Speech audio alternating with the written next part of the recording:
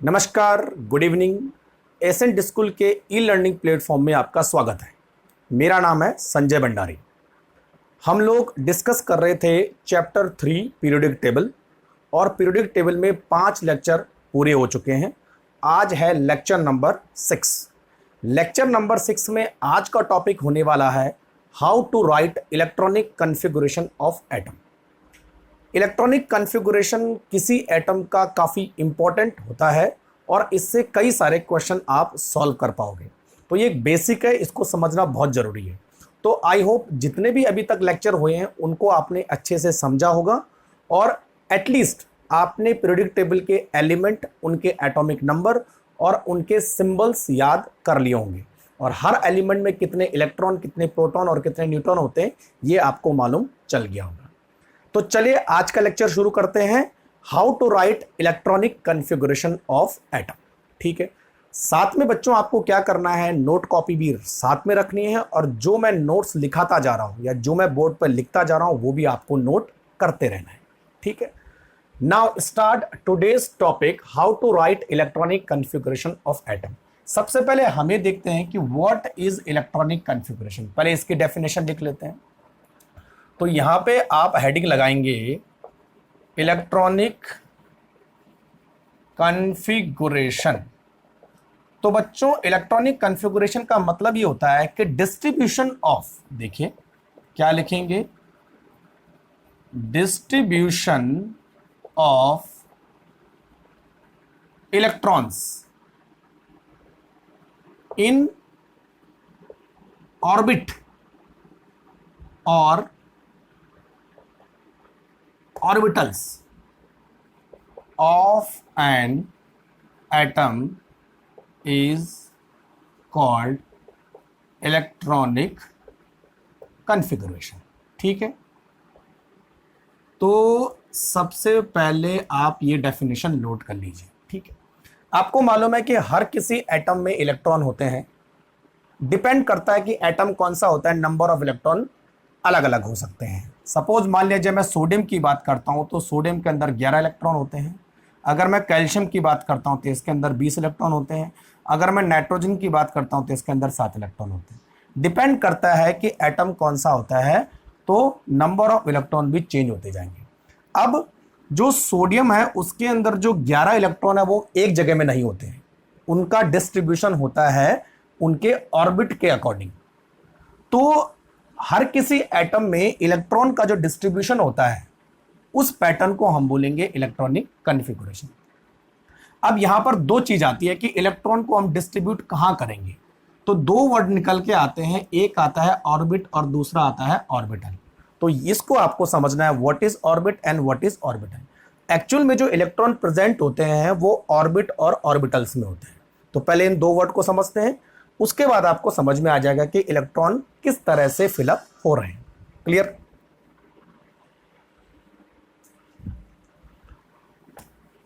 तो next heading हमारी होगी ऑर्बिट। अच्छा बच्चों, ऑर्बिट को हम 2-3 नामों से और जानते हैं। Orbit is also known as energy level और शेल। ठीक है, तीनों नामों से इसको जानता है। What is orbit? ठीक है, देखो सपोज मान लिया जाए ये एटम है और ये उसका न्यूक्लियस है। ठीक, जैसे मैंने आपको बोला था कि न्यूक्लियस के अंदर प्रोटॉन और न्यूट्रॉन होते हैं, और जो इलेक्ट्रॉन होते हैं वो न्यूक्लियस के बाहर चक्कर लगाते हैं। तो बच्चों हर किसी न्यूक्लियस के चारों तरफ जो है इस तरह के कुछ सर्कुलर पाथ होते हैं, इस तरह के सर्कुलर पाथ होते हैं। These circular path around the nucleus is are called orbit. ये ऑर्बिट क्या होंगे, न्यूक्लियस के चारों तरफ जो सर्कुलर पाथ होंगे, इन्हीं सर्कुलर पाथ को हम क्या बोलेंगे, ऑर्बिट या एनर्जी लेवल या शेल। सपोज अगर मैं सोडियम की बात करूं तो सोडियम के चारों तरफ जो है 3 सर्कुलर पाथ होते हैं, यानी सोडियम के जो न्यूक्लियस है उसके चारों तरफ 3 सर्कुलर पाथ होते हैं। ठीक है, इन सर्कुलर पाथ को हम जो है एक स्मॉल लेटर n से रिप्रेजेंट करते हैं। These are represented by the n। ठीक है, अब देखो बच्चों, जो सबसे अंदर का ऑर्बिट है उसको हम n1 बोलते हैं, जो उसके बाहर का ऑर्बिट है उसको n2 बोलते हैं, और जो उसके और बाहर का ऑर्बिट है वो n3 बोलते हैं। तो इस तरह से हम नंबर ऑफ ऑर्बिट को भी रिप्रेजेंट कर सकते हैं। n1 first, n2 second, n3 third, इस तरह फोर्थ, फिफ्थ एंड सिक्स्थ। ठीक है, अब देखो टोटल नंबर ऑफ ऑर्बिट कितने होते हैं बच्चों? मैक्सिमम 7 हो सकते हैं। किसी एटम के बाहर टोटल नंबर ऑफ ऑर्बिट कितने हो सकते हैं? They can be maximum 7 orbit हो सकते हैं। ठीक है, क्लियर कंसेप्ट। तो ऑर्बिट को किससे रिप्रेजेंट करेंगे? ऑर्बिट को हम एनर्जी लेवल और शेल भी बोलते हैं। और ऑर्बिट क्या है? एक सर्कुलर पाथ होते हैं जिसमें इलेक्ट्रॉन होते हैं। अच्छा, एक और तरीका है ऑर्बिट को रिप्रेजेंट करने का, वो है इंग्लिश अल्फाबेट। देखो n1 को, जो लोवेस्ट ऑर्बिट है उसको हम k भी बोलते हैं, देन बाद वाले को l, देन नेक्स्ट वाले को m। These are capital letter of English alphabet, k l m n, इस तरह से n सो ऑन। तो समझ गए होगे आपकी व्हाट आर ऑर्बिट। ठीक है, ऑर्बिट, एनर्जी लेवल, शेल, तीनों एक ही नाम है। नेक्स्ट हम बात करते हैं बच्चों ऑर्बिटल्स। तो नेक्स्ट हेडिंग होगी हमारी ऑर्बिटल्स। ठीक है, तो ऑर्बिटल्स, ठीक। अच्छा, ऑर्बिटल्स एक्चुअल में क्या होते हैं? दीज आर 3-डायमेंशनल स्पेस और area around the nucleus where electrons are present, है ना। यानी न्यूक्लियस के चारों तरफ जो 3D एरिया होता है उस एरिया को हम बोलते हैं ऑर्बिटल्स। ठीक है बच्चों, और ऑर्बिटल्स को हम रिप्रेजेंट करते हैं, कुछ सिंबल होते हैं जैसे S, P, D and F। There are total 4 type of orbital. कितने टाइप के ऑर्बिटल होते हैं? 4 टाइप के, S, P, D and F। ठीक है बच्चों, एक और चीज आपको ध्यान रखना है, orbital is also known as sub energy level और सबशेल। इनको हम सब एनर्जी लेवल भी बोलते हैं और सबशेल भी बोलते हैं, जबकि जब हमारे ऑर्बिट है वो एनर्जी लेवल और शेल बोलते हैं। ठीक है भाई। अच्छा, अगर देखा जाए कि ऑर्बिट और ऑर्बिटल का अरेंजमेंट कैसा है, तो बच्चों जो ऑर्बिटल होते हैं दीज आर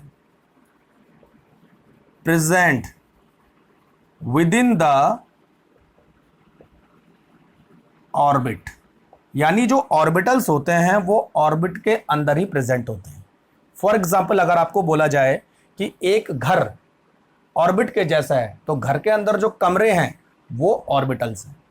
तो एक घर के अंदर 2 कमरे भी हो सकते हैं, एक घर के अंदर 3 कमरे भी हो सकते हैं, एक घर के अंदर 4 कमरे भी हो सकते हैं। तो these rooms are just like orbitals and the whole home is orbit. ठीक है, और जो बच्चों इलेक्ट्रॉन होता है वो एक्चुअल में ऑर्बिटल में प्रेजेंट होता है। दूर से देखने में इलेक्ट्रॉन ऑर्बिट में है, लेकिन ऑर्बिट के अंदर वो कहां प्रेजेंट है? ऑर्बिटल में प्रेजेंट है। सपोज मैं कहां रहता हूं? घर में रहता हूं, लेकिन एक्चुअली में घर में मैं कहां रहता हूं? मैं कमरे में रहता हूं। तो घर क्या हो गया? ऑर्बिट हो गया, और घर के कमरे क्या हो गए? ऑर्बिटल्स हो गए। और मैं माई सेल्फ किसकी भूमिका निभा रहा हूं? इलेक्ट्रॉन की भूमिका निभा रहा हूं। ठीक है, तो अब आपको पता लग रहा होगा कि किस तरह से हम बात करेंगे। तो टोटल ऑर्बिटल कितने टाइप के होते हैं बच्चों? S, P, D and F। ठीक है, इसमें अगर मैं S की बात करूं तो S केवल एक ही टाइप का ऑर्बिट होता है, सॉरी ऑर्बिटल होता है। जो p होता है बच्चों वो 3 टाइप के होते हैं। जो d होता है वो 5 टाइप के होते हैं और जो f होता है वो 7 टाइप के होते हैं। यानी अगर मैं s को देखूं तो s केवल एक ही बॉक्स होगा, p में जो है 3 बॉक्स होंगे। अगर मैं d की बात करूं तो बच्चों d में 5 बॉक्स होते हैं और मैं f की बात करूं तो बच्चों f में जो है 2 3 4 5 6 7 बॉक्स होते हैं। तो एस भी जो है अलग से कैटेगराइज किया गया है। एस केवल एक टाइप का होता है, पी जो है 3 टाइप के होते हैं, डी जो है 5 टाइप के होते हैं और एफ 7 टाइप के होते हैं। ठीक है, अब अगर मैं आपको बोलूं कि देखो किसी ऑर्बिटल में मैक्सिमम नंबर ऑफ इलेक्ट्रॉन कितने हो सकते हैं, तो यहां देखो maximum number of electron in any orbital is 2। देखो ध्यान रखना, एक ऑर्बिटल में 2 से ज्यादा इलेक्ट्रॉन नहीं हो सकते हैं। तो अगर मैं s की बात करूं तो यहां पर 2 इलेक्ट्रॉन मैक्सिमम होंगे, तो s में हमेशा मैक्सिमम 2 इलेक्ट्रॉन हो सकते हैं। p में जो है देखो एक बॉक्स में 2, तो 3 बॉक्स में कितने 6। p में मैक्सिमम 6 इलेक्ट्रॉन हो सकते हैं, d में मैक्सिमम 10 इलेक्ट्रॉन हो सकते हैं और f ऑर्बिटल में मैक्सिमम 14 इलेक्ट्रॉन हो सकते हैं। तो ये इनका इलेक्ट्रॉनिक डिस्ट्रीब्यूशन होता है। ठीक है, यहां पर ध्यान दीजिए, अगर मैं ऑर्बिट की बात करूं तो जो है किसी ऑर्बिट में the orbit can occupy the number of electron 2 into n की पावर 2। इस फॉर्मूले से हम पता करेंगे कि एक ऑर्बिट में मैक्सिमम नंबर ऑफ इलेक्ट्रॉन कितने आ सकते हैं। ऑर्बिट की बात कर रहा हूं मैं, ठीक है। तो एन यहां पर है नंबर ऑफ ऑर्बिट, क्लियर। अब देखो यहां पर है ना, अगर मैं इसको तो बिठा देते हैं, अगर मैं फर्स्ट ऑर्बिट की बात करूं n इक्वल टू 1 तो कितने इलेक्ट्रॉन आ सकते हैं 2। अगर मैं n2 की बात करूं, दूसरे ऑर्बिट की बात करूं तो कितने आ सकते हैं 8 हो सकते हैं। ठीक है, अगर मैं n इक्वल टू 3 की बात करूं तो कितने हो सकते हैं 18 हो सकते हैं। और अगर मैं n इक्वल टू 4 की बात करूं तो कितने हो सकते हैं 32 हो सकते हैं। समझ में आई बात। नंबर पहले ऑर्बिट में केवल 2 इलेक्ट्रॉन होंगे, दूसरे ऑर्बिट में 8 इलेक्ट्रॉन हो सकते हैं, तीसरे ऑर्बिट में मैक्सिमम 18 इलेक्ट्रॉन हो सकते हैं और चौथे ऑर्बिट में मैक्सिमम 32 इलेक्ट्रॉन हो सकते हैं। ठीक है, समझ में आ गया। तो इस तरह से आपको यह देखना है कि ऑर्बिट और ऑर्बिटल में कितने मैक्सिमम इलेक्ट्रॉन हो सकते हैं और कौन सा ऑर्बिट किस तरह का होता है और कौन सा ऑर्बिटल कितने टाइप का होता है। Concept clear. ठीक है, अब रही बात कि इनका अरेंजमेंट कैसे होता है ना, तो उसको देखते हैं। तो देखो बच्चों, the arrangement of orbit and orbital with in the atom. Arrangement है ना, हेडिंग लगाएंगे, arrangement of orbit and orbitals with in the atom. ठीक है भाई। अगर मैं बच्चों फर्स्ट ऑर्बिट की बात करूं, देखो n1, तो ये एक ऑर्बिट है, तो इसके अंदर जो है केवल एक ही ऑर्बिटल होगा। ध्यान रखिए, n1 के अंदर एक ही ऑर्बिटल है। अगर मैं n2 की बात करूं तो इसके अंदर 2 ऑर्बिटल होंगे। अच्छा, इसको ढंग से लिखते हैं ना, देखो n1 केवल एक ऑर्बिटल, n2 दूसरे ऑर्बिट में 2 ऑर्बिटल, n3 तीसरे ऑर्बिटल में 3 ऑर्बिटल, n4 चौथे ऑर्बिटल में चौथे ऑर्बिट में 4 ऑर्बिटल। तो ये पहला ऑर्बिट, ये दूसरा ऑर्बिट, ये तीसरा ऑर्बिट, ये चौथा ऑर्बिट। तो बच्चों जितने नंबर का ऑर्बिट होगा उतने ही उसके अंदर ऑर्बिटल भी होंगे, ठीक है, यानी ऑर्बिट के अंदर ऑर्बिटल होते हैं, ठीक। तो N1 के अंदर पहला ऑर्बिटल कौन सा होगा, S।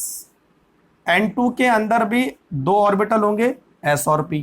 N3 के अंदर 3 ऑर्बिटल होंगे, S P D। और N4 के अंदर 4 ऑर्बिटल होंगे, S P D N F। तो टोटल हमारे पास 4 ही ऑर्बिटल होते हैं, उसके बाद 5वां ऑर्बिटल तो नहीं आता है। इसका भी रीजन बताऊंगा अभी। तो बोलने का मतलब है कि अगर आपने एक ऑर्बिटल लिखा है तो इसको अगर करीब से देखें हम बच्चों, तो इसके अंदर जो है इस तरह से ऑर्बिटल होते हैं। अब अगर ये नंबर 1 है तो एक ही लाइन होगी, 2 है, नंबर सेकंड ऑर्बिट है तो 2 लाइन होंगी, तीसरा ऑर्बिट है तो 3 लाइन होंगी, चौथा ऑर्बिट है तो 4 लाइन होंगी, ठीक है। अब देखो,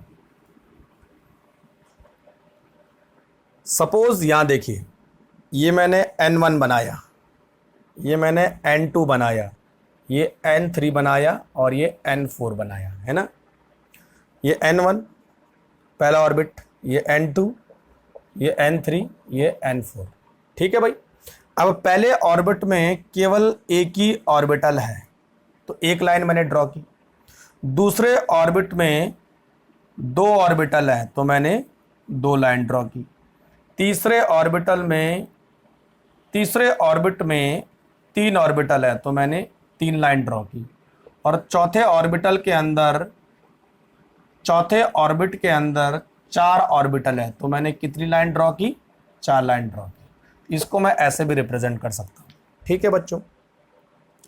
अब देखो, पहले ऑर्बिट के अंदर ये N1 है तो इसके अंदर कौन सा ऑर्बिटल होगा, केवल S। इसके अंदर 2 ऑर्बिटल होंगे, S भी होगा और P भी होगा। इसके अंदर 3 ऑर्बिटल होंगे, S B P B और D B। और इसके अंदर भी 4 ऑर्बिटल होंगे, S P D and F, इस तरह से, ठीक है। ऑर्बिट के अंदर हमने ऑर्बिटल को रिप्रेजेंट करना है। अब देखो बच्चों, इधर भी S है, इधर भी S है, इधर भी S है, इधर भी S है। तो इन सारे S को हम कैसे रिप्रेजेंट करेंगे, सब एक जैसे तो हो नहीं सकते हैं। तो इसमें हमने वो नंबर लिखना है जो इसके आगे वाला नंबर है। अगर ये ऑर्बिटल फर्स्ट ऑर्बिट में है तो हम इसको लिखेंगे 1s।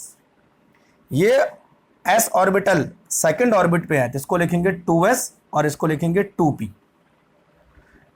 ये तीनों ऑर्बिटल तीसरे ऑर्बिट के अंदर है तो इनको आएंगे 3s 3p 3d।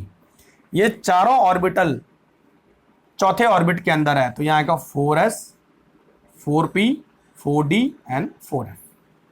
इतना ऐसे, यानी p इधर भी है, p इधर भी है, p इधर भी है। तो p ऑर्बिटल तो एक ही जैसे होते हैं सारे के सारे, लेकिन जिस ऑर्बिट में वो होते हैं उस ऑर्बिट के आगे के डिजिट उसमें जोड़ देते हैं। तो ये 2p ऑर्बिट 2p ऑर्बिटल, ये 3p ऑर्बिटल, ये 4p ऑर्बिटल, ठीक है बच्चों, समझे मेरी बात। अच्छा, कई बार ऐसा बोलता है कि 1p पॉसिबल है, नहीं, 2p से स्टार्ट होता है तो 1p पॉसिबल नहीं है। अच्छा, 2d पॉसिबल है, नहीं, d कहां से स्टार्ट होता है, थर्ड d से स्टार्ट होता है। अच्छा, 3f पॉसिबल है, नहीं, क्योंकि f कहां से स्टार्ट होता है, 4f से स्टार्ट होता है, ठीक है बच्चों। तो इतना इस तरह आपको ध्यान में रखना है। तो ये हमारे पास ऑर्बिट एंड ऑर्बिटल का कंसेप्ट हो गया। अब बच्चों देखो, इसकी एनर्जी कम है, ये एनर्जी के बढ़ते हुए ऑर्डर में है। N1 की एनर्जी कम है, N2 की एनर्जी ज्यादा है, N3 की एनर्जी और ज्यादा, N4 की एनर्जी और ज्यादा। These are increasing order of energy. तो उसी तरह 1s की एनर्जी भी कम होगी, 2s की आज ज्यादा, 2p की और ज्यादा, 3s 3p 3d 4, इस तरह से एनर्जी लेवल बढ़ता जाएगा, ठीक है। तो यहां पर हम ले सकते हैं 1s 2s 2p 3s 3p 3d 4s 4p and so on, इस तरह से, है ना। अच्छा, इससे क्या फर्क पड़ा, इसकी एनर्जी, सॉरी है ना, ये ऐसे नहीं आना चाहिए था, ये एनर्जी इस तरह इस तरह इस तरह लिखेंगे इनको, एनर्जी का बढ़ता हुआ ऑर्डर, तो इसको हम ऐसे रिप्रेजेंट करेंगे, इसकी एनर्जी ज़्यादा, इसकी एनर्जी कम, ठीक है।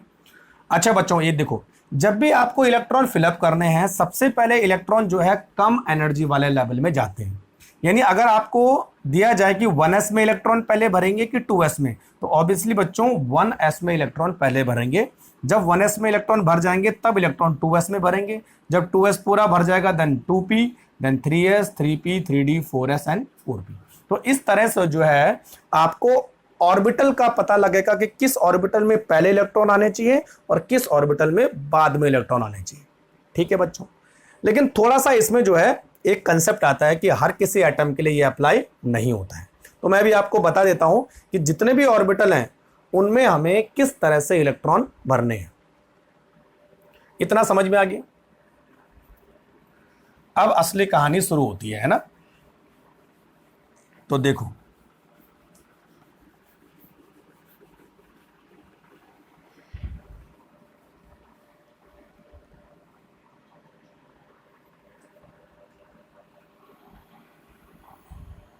अब नेक्स्ट हेडिंग लगाएंगे फिलिंग ऑफ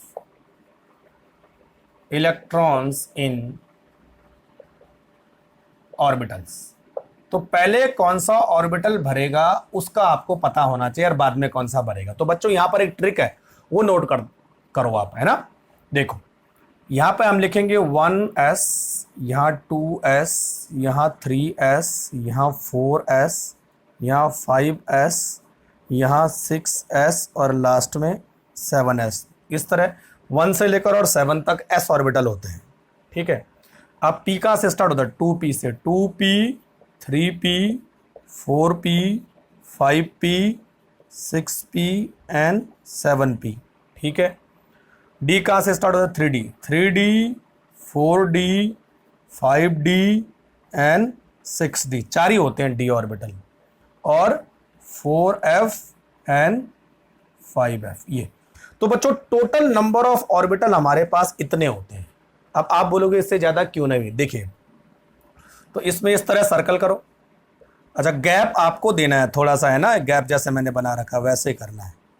तो ये हमने इतना लिखा,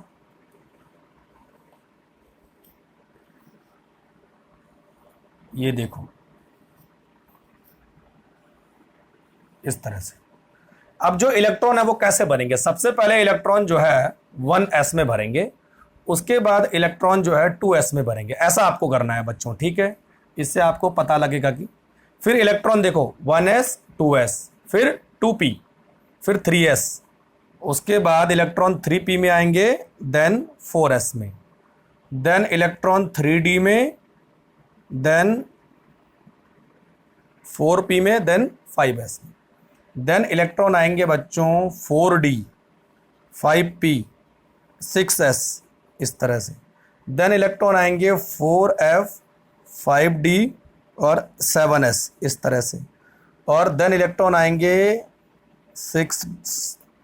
बस, तो ये आपको याद रखना है। देखो, ये ऑर्बिटल में इलेक्ट्रॉन को भरने का ऑर्डर है कि पहले किस ऑर्बिटल में इलेक्ट्रॉन आएंगे और बाद में किस ऑर्बिटल में। तो सबसे पहले बच्चों इलेक्ट्रॉन आप भरोगे 1s में।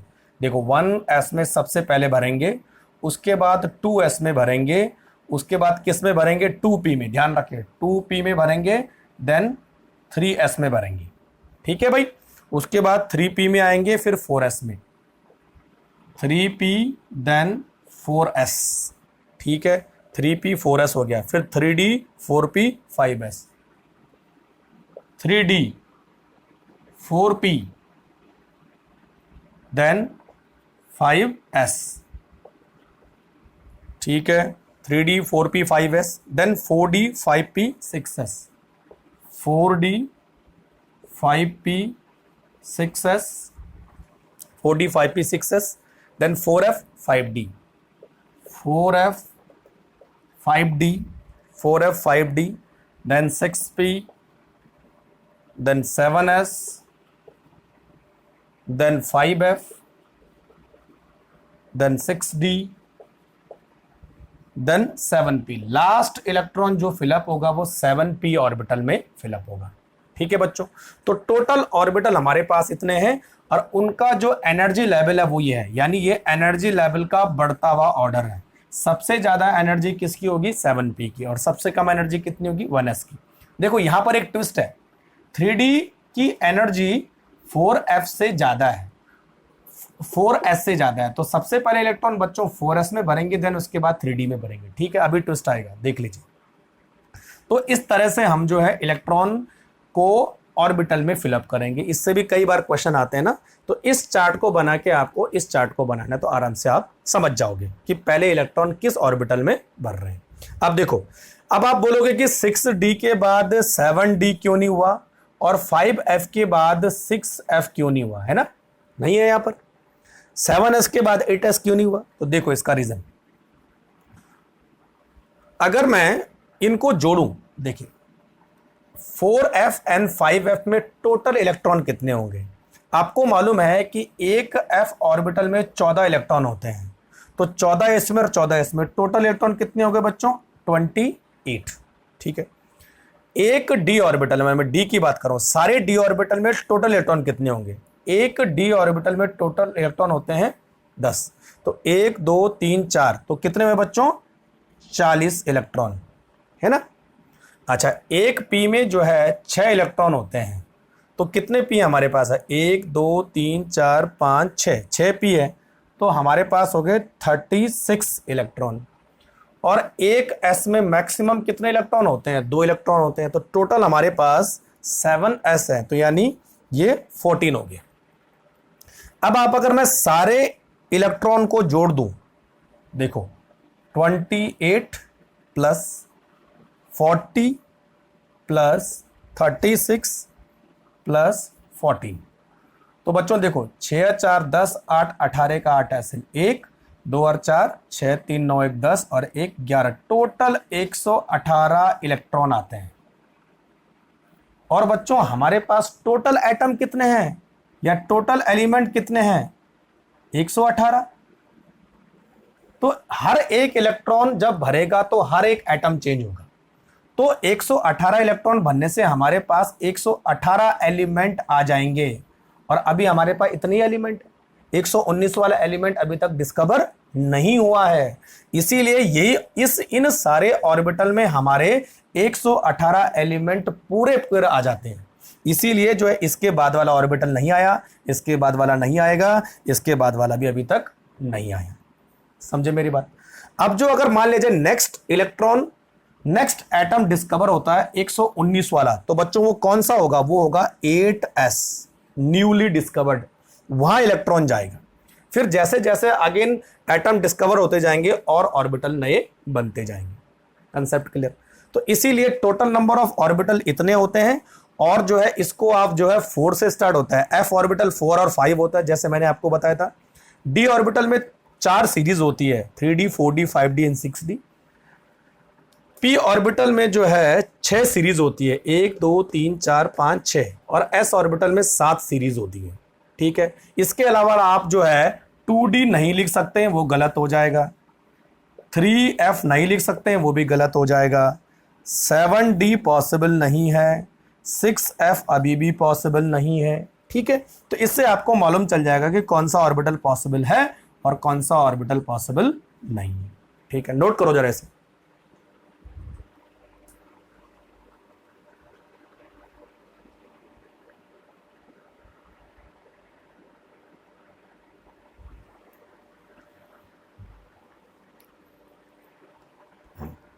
तो अब आपको समझ में आ गया कि किस तरह से हम इलेक्ट्रॉनिक का कॉन्फ़िगरेशन ऑर्बिटल में भरते हैं। अब बारी आती है कि एक्चुअल में इलेक्ट्रॉन हम कैसे फिलअप करेंगे। ठीक है भाई, तो चलो मेरे साथ। एक इंपॉर्टेंट चीज आपको करनी है, जब भी आप इलेक्ट्रॉन फिलअप करोगे पीरियोडिक टेबल आपको अपने पास रखनी है।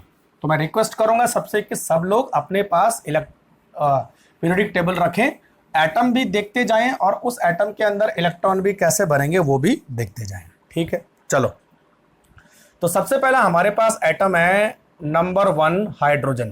तो ये जो नंबर 1 है बच्चों, ये इसका नंबर ऑफ इलेक्ट्रॉन है, और साथ में जितने इलेक्ट्रॉन होते हैं उतने प्रोटॉन भी होते हैं, और ये इसका एटॉमिक नंबर है। तो एटॉमिक नंबर और एटम का सिंबल लिख रहा हूं मैं। ठीक है, नाम आपको मालूम होना चाहिए। तो नंबर 1 पे कौन आता है? हाइड्रोजन। तो जो पहला इलेक्ट्रॉन जाएगा वो जाएगा बच्चों पहले ऑर्बिट। अच्छा, एक चीज है ना, एक चीज आपको बताता हूं, ये atomic number, number of electron, ये एटम का सिंबल, इस तरह से। और एटम का नेम है हाइड्रोजन। तो पहला हाइड्रोजन। और बच्चों एक हम पहले ऐसे लेंगे, 1 डिजिट लिखेंगे, 1 लिखेंगे, इसका मतलब एक इलेक्ट्रॉन है, पहला इलेक्ट्रॉन है। ठीक है, ये नंबर ऑफ ऑर्बिट हुआ। तो पहला इलेक्ट्रॉन पहले ऑर्बिट में जाएगा, n1। ठीक है, और ऑर्बिटल कौन सा होगा, s ऑर्बिटल होगा। तो इसको हम लिखेंगे 1s और ऊपर लिखेंगे 1s1, यानी पहले ऑर्बिट के या पहले ऑर्बिट के s ऑर्बिटल में पहला इलेक्ट्रॉन। तो हाइड्रोजन के लिए सिंबल, हाइड्रोजन के इलेक्ट्रॉनिक कॉन्फ़िगरेशन का 1s1, और ये जो मैंने एक लिखा है ये नंबर ऑफ ऑर्बिट है। तो एक ही डिजिट है अभी, तो पहले वाले में जाएगा। सेकंड आता है बच्चों हीलियम। हीलियम का जो सेकंड इलेक्ट्रॉन होगा वो अभी भी फर्स्ट ऑर्बिट में जाएगा, तो यहां पर हम लिखेंगे 2। ठीक है, तो ये हो जाएगा बच्चों 1s2। तो s ऑर्बिटल में मैक्सिमम कितने इलेक्ट्रॉन हो सकते हैं, 2 हो सकते हैं। तो 1s2 हो गया, और वो किस में आ सकते हैं, पहले ऑर्बिट में। तो हमेशा बोल सकते हैं कि n1 में मैक्सिमम नंबर कितने इलेक्ट्रॉन होते हैं, 2। अब देखो 3Li लिथियम। अब लिथियम को यहां पर हम 3 नहीं करेंगे, क्यों, क्योंकि तीनों इलेक्ट्रॉन जो है एक ही ऑर्बिट में नहीं हो सकते हैं। तो यहां पर मैं 3 कैसे लिखूंगा, 2,1।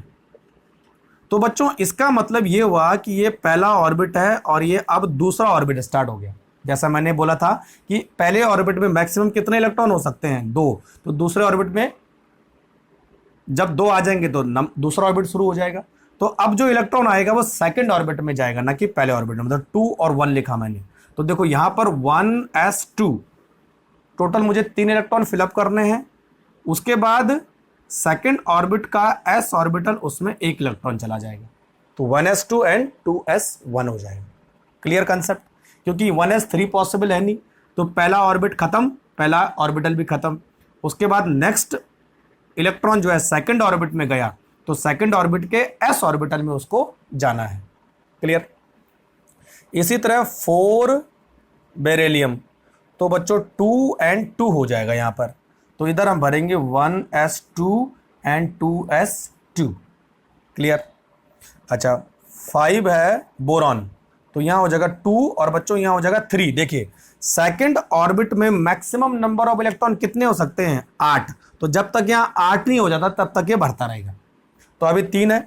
ठीक है, तो 1s2 एंड 2s2। अब देखो सेकंड ऑर्बिट में s ऑर्बिटल कंप्लीट हो चुका है, तो s ऑर्बिटल अब 1s3 2s3 नहीं होगा। अब जो 5वां इलेक्ट्रॉन होगा वो जाएगा p ऑर्बिटल में, इस तरह से। तो p में अभी 1 है, मैक्सिमम कितने हो सकते हैं p में, 6। तो अब देखो 6 कार्बन 2 and 4। तो 1s2 2s2 2p2। 7 nitrogen 2 and 5। 1s2 2s2 2p3। 8 oxygen 2 and 6। 1s2 2s2 2p4। ठीक है, आगे आओ। 9 fluorine 2 and 7। 1s2 2s2 2p5। 5 है ना, 4 के बाद 5 है। 10 neon 2 and 8। 1s2 2s2 2p6। देखो p ऑर्बिटल कंप्लीट हो चुका है, 2p6। तो हम जो है नियॉन यानी सबसे राइट हैंड साइड पहुंच चुके होंगे आप अगर पीरियोडिक टेबल में देखोगे। तो 10 नियॉन कंप्लीट। अब उसके बाद क्या आता है बच्चों, 11 किसका होता है, सोडियम का। तो अब देखो दूसरे ऑर्बिट में 8 इलेक्ट्रॉन कंप्लीट हो चुके हैं। तो अब जो नेक्स्ट इलेक्ट्रॉन आएगा वो तीसरे ऑर्बिट में जाएगा। तो हम यहां पर लिखेंगे 2 8 and 1। तो इसीलिए सोडियम जो है थर्ड ऑर्बिट में। तो पहले ऑर्बिट में 2 इलेक्ट्रॉन, दूसरे ऑर्बिट में 8 इलेक्ट्रॉन, तीसरे ऑर्बिट में अभी 18 होने हैं। तो ये 1 आएगा अभी। ठीक है, तो यहां पर हम लिखेंगे 1s2 2s2 2p6। इतना तो होगा ही होगा। जो नेक्स्ट इलेक्ट्रॉन आएगा वो 3s1। देखो थर्ड ऑर्बिट शुरू हो गया है और थर्ड ऑर्बिट का s ऑर्बिटल पहले भरेगा, तो 3s1। अच्छा, इसको शॉर्टकट में लिखने का तरीका ये बच्चों, इतना जो इलेक्ट्रॉनिक कॉन्फ़िगरेशन है ना वो किसका है, नियॉन का। तो हम इसकी जगह में क्या लिख सकते हैं, नियॉन और 3s1। देखो आगे ऐसे ही चलेगा, इस पूरे को इतना लिखने की जरूरत नहीं है, ये इसकी जगह में केवल नियोन लिख दो, तो इसका मतलब ये इलेक्ट्रॉनिक कॉन्फ़िगरेशन नियोन का है, तो 3s1 हो जाएगा। ठीक है, अब 12 नंबर आता है मैग्नीशियम का, तो 282। ठीक है, हम क्या लिखेंगे, नियोन और 3s2, सही है। 13 आता है एल्यूमिनियम का, 283, नियोन लिखेंगे, और अब s तो पूरा भर चुका है, अब किसमें इलेक्ट्रॉन जाएगा, p ऑर्बिटल में, 3s2 3p1। ठीक है, तो देखो एल्यूमिनियम p ब्लॉक का एलिमेंट है, आप देखोगे 13 ग्रुप, तो 14 सिलिकॉन 284, तो क्या लिखेंगे, नियोन 3s2 3p2। ठीक है, 15 फॉस्फोरस 285, क्या लिखेंगे, नियोन 3s2 3p3, है ना। 16 सल्फर 286, क्या लिखेंगे, नियोन 3s2 3p4। ठीक है, 17 क्लोरीन 287, क्या लिखेंगे, नियोन 3s2 3p5। और लास्ट में आ गया हमारे पास 18 आर्गन 288। ठीक है, क्या लिखेंगे, नियोन 3s2 3p6। ये देखो 3p6 कंप्लीट हो चुका है, तो p ऑर्बिटल में 6 इलेक्ट्रॉन कंप्लीट हो गए, s ऑर्बिटल में 2 इलेक्ट्रॉन। तो जैसा मैंने आपको बोला था कि बच्चों जो p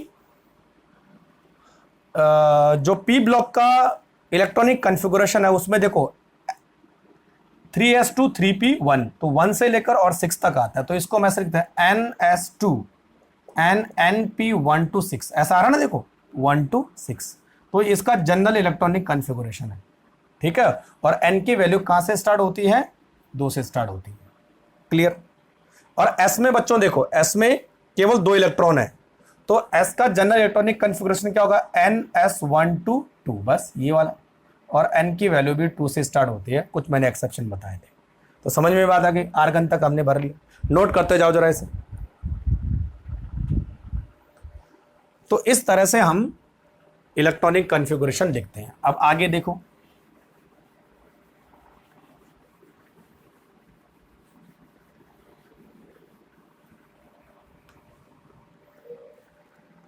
अब बच्चों देखो, यहां पे हमने नियोन छोड़ दिया और ये पूरा आर्गन का इलेक्ट्रॉनिक कॉन्फ़िगरेशन हो गया, है ना, इस तरह से।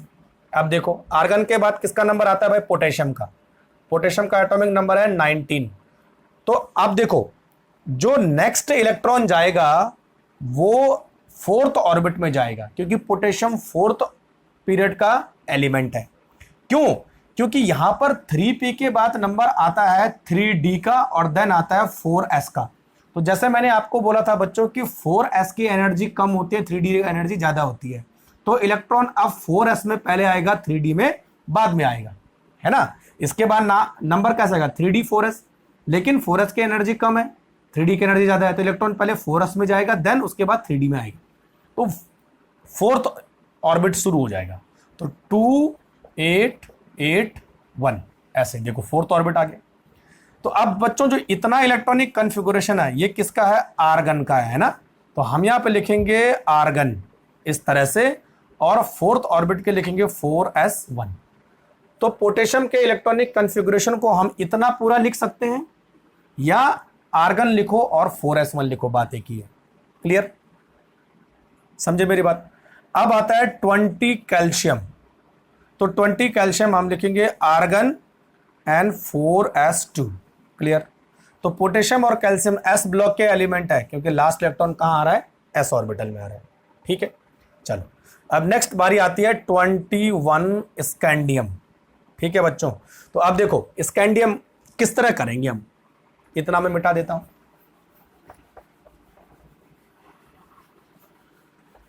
तो समझ में आ रहा है ना कि 4th ऑर्बिट हमने क्यों स्टार्ट किया, ठीक है बच्चों।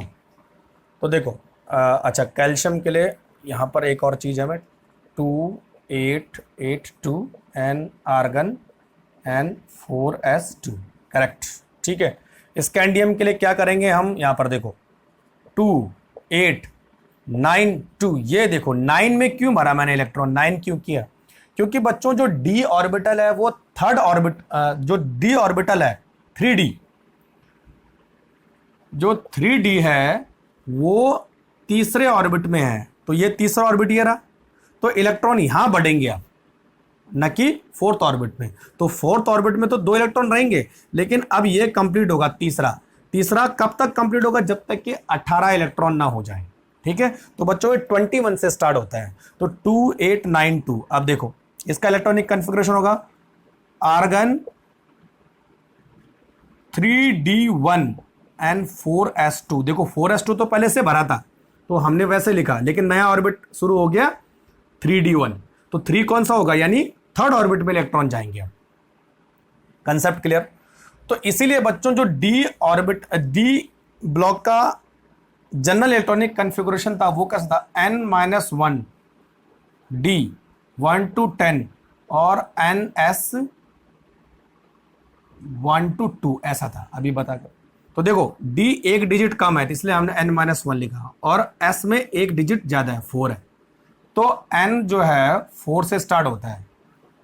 ठीक है, 4 to 7, तो ये अगर ये 4 होगा तो ये d क्या होना चाहिए, 3 होना चाहिए। देखो सिम टू सिम आ रहा है। तो इस तरह से हम इसका जनरल इलेक्ट्रॉनिक कन्फिगुरेशन में लिखते हैं। ठीक है बच्चों, तो क्यों d में इलेक्ट्रॉन भरा, क्योंकि d की एनर्जी ज्यादा है, 4s की एनर्जी कम है, तो पहले 4s में इलेक्ट्रॉन भरेंगे, देन 3d में इलेक्ट्रॉन भरेंगे, और 3d कहाँ आएगा, तीसरे ऑर्बिट में आएगा, इसलिए हमने यहां नंबर बढ़ाया। अब 22 टाइटेनियम 2 8 10 2। ठीक है, आर्गन 3d2 एंड 4s2, तो 4s2 तो कॉमन रहने वाला है। 23 वेनेडियम 2 8 11 2। ठीक है, आर्गन 3d3 एंड 4s2। ठीक है, 24 क्रोमियम 2 8 12 13 1 13। अब देखो बच्चों 13 1 क्यों किया मैंने, जनरली अगर हम ये क्रोमियम का इलेक्ट्रॉनिक कन्फिगुरेशन लिखते हैं तो वो कैसा होना चाहिए था, जैसा अगर देखो है ना, अगर मैं नॉर्मल लिखता तो क्या मुझे 12 एंड 2, और इसको मैं कैसा लिखता, आर्गन 3d4 एंड 4s2। अब देखो यहां पर 3d4 है, तो यहां से एक इलेक्ट्रॉन इधर निकल जाता है, और यहां एक बच गया, इधर 5 हो गया, तो एक्चुअल में इसका ये इलेक्ट्रॉनिक कन्फिगुरेशन नहीं होता है, ये होता है बच्चों आर्गन 3d5 एंड 4s1, ये होता है आर्गन का, सॉरी क्रोमियम का। तो यहां पर 12 2 की जगह क्या होगा, 13 और 1। चलो इसको मैं ठीक करते, इसको 12 2 रहने दो, यहां लिखते हैं 2 8 13 1, ये। तो ये इसका इलेक्ट्रॉनिक कन्फिगुरेशन होता है, ना कि ये। ठीक है, स्ट्रक्चर ऑफ एटम में पढ़ोगे ऐसा क्यों होता है, समझ में बात आ गई। तो ये हो गया हमारे पास क्रोमियम। क्रोमियम के बाद हम बात करते हैं 25 मैग्नीज। ठीक है, 2 8 13 2 है ना, तो इलेक्ट्रॉनिक कन्फिगुरेशन बनेगा आर्गन 3d, तब क्या होगा 5 एंड 4s2। अब इलेक्ट्रॉन s में चला गया। 26 आयरन 2 8 14 2, आर्गन लिखा आपने 3d6 एंड 4s2। ठीक है, इसी तरह 27 कोबाल्ट 2 8 15 2, आर्गन 3d7 4s2। 28 निकल 2 8 16 2, argon 3d8 and 4s2। 29 copper, copper का भी इलेक्ट्रॉनिक कन्फिगुरेशन बिल्कुल क्रोमियम के जैसा है, एक्सेप्शन है, तो 2 8 18 1। ठीक है, तो देखो argon 3d10 4s1, 3d10 4s1, तो 16 की जगह 17 2 होना चाहिए था, तो 17 2 के बजाय बच्चों ये 18 1 हो जाएगा। और 30 आता है जिंक, 2 8 18 2, देखो 18 पूरे हो गए, तो हो गया आर्गन 3d10 and 4s2। इस तरह हम जिंक का बढ़ते हैं। तो बच्चों देखो डी में एक ये 3d है, तो s क्या होगा 4s2। तो 3d ज़्यादा एनर्जी वाला है, 4s कम एनर्जी वाला है, लेकिन लिखते हम इसको इस तरह से, ठीक है। तो ये d ऑर्बिटल हो गया। लास्ट अब देखो इलेक्ट्रॉनिक कन्फिगुरेशन f ऑर्बिटल का है ना। तो बच्चों f ऑर्बिटल कहाँ से शुरू होते हैं, देखो मैं आपको बताता हूँ। आप खोलो पीरियोडिक टेबल और पीरियोडिक टेबल में आ जाओ आप पीरियड नंबर 6 पे, और पीरियड नंबर 6 पे देखो मैं आपको बताता हूँ। पीरियड नंबर 6 पे आना आपने, पीरियड नंबर 6, और 6 में जो एस ब्लॉक है उसको देखो पहले। तो बच्चों एस ब्लॉक में अगर आपको दिख रहा होगा तो सीजीएम है 55 सीजीएम, 55 सीजीएम, ठीक है। और उसके बाद है नेक्स्ट है 56, क्या है बेरियम, देख रहे हैं दोनों के दोनों। तो 55 सीजीएम और 56 बेरियम, तो सीजीएम एस ब्लॉक का है और बेरियम भी एस ब्लॉक का है। तो इसका इलेक्ट्रॉनिक कन्फिगुरेशन बच्चों अगर हम लिखेंगे तो देखो इसके जस्ट जो इनर्ट गैस है, अब मैं आपको दिखाता हूं, यानी 54 जो एटॉमिक नंबर है वो किसका दिख रहा है आपको, 54 एटॉमिक नंबर दिख रहा है जिनॉन का। 54 एटॉमिक नंबर किसका है, जिनॉन का। देखो राइट हैंड साइड, इस लाइन में राइट हैंड साइड ऊपर जिनॉन, तो यानी जिनॉन का कन्फिगुरेशन हम लिखेंगे इसमें, है ना। तो ऐसे होगा, देखो जिनॉन एन 6s1 ऐसा आया, और इसमें आएगा बच्चों जिनॉन 6s2, दोनों क्लियर हो गए। अब इसके बाद आता है हमारा थर्ड ग्रुप, जिसका फर्स्ट एलिमेंट है लेंथेनम, है ना। देखो दिख रहा है लेंथेनम एग्जैक्टली। बेरियम के बाद La 57 लेंथेनम। अब देखो लेंथेनम का इलेक्ट्रॉनिक कन्फिगुरेशन डी ऑर्बिटल में आएगा है, तो बच्चों इसका होगा जिनॉन 5d1 एंड 6s2, ऐसे देखो डी ऑर्बिटल का एलिमेंट है, ठीक है। तो 5d1 एंड 6s2, ठीक है। अच्छा उसके बाद आप देखो लेंथेनम के बाद जो है डायरेक्ट हॉफनियम है HF, और हॉफनियम का जो एटॉमिक नंबर है वो है 72, है ना। तो 57 के बाद और 72 डायरेक्ट आ रहा है, लेकिन बीच के एलिमेंट कहां गए, वो चले गए नीचे बॉटम पर, और वो F ब्लॉक बन गए। तो अब देखो अगर आप बॉटम पर दो सीरीज आपको दिख रही होंगी, एक है लेंथेनाइड और दूसरी है एक्टेनाइड्स। तो जो लेंथेनाइड है बच्चों वो शुरू होता है सीरियम से, और उसका एटॉमिक नंबर है 58, दिख रहा है आपको। तो इसका मतलब लेंथेनम के बाद हमें क्या पढ़ना है, सीरियम 58, और 58 क्या है, एफ ब्लॉक का एलिमेंट है। तो अब देखो इसका इलेक्ट्रॉनिक कन्फिगुरेशन क्या होगा, जिनॉन, ठीक है। एफ कहां से स्टार्ट होता है, देखो मैंने आपको बताया था 4f एंड 5f, तो 4f आएगा हमारे पास 4f1, ठीक है, एंड 5d1 एंड 6s2 ये आएगा। और कई बार इसके इलेक्ट्रॉनिक कन्फिगुरेशन को हम लिखते हैं जिनॉन 4f2 5d0 6s2, बात एक ही है। तो ये देखो f ऑर्बिटल आ गया। तो f ऑर्बिटल का f ब्लॉक का जनरल इलेक्ट्रॉनिक कन्फिगुरेशन क्या था, n-2 f 1 से लेकर 14 तक आएंगे। देन उसके बाद n-1 d 0 भी हो सकता है और 1 भी हो सकता है, ठीक है, और आएगा ns2।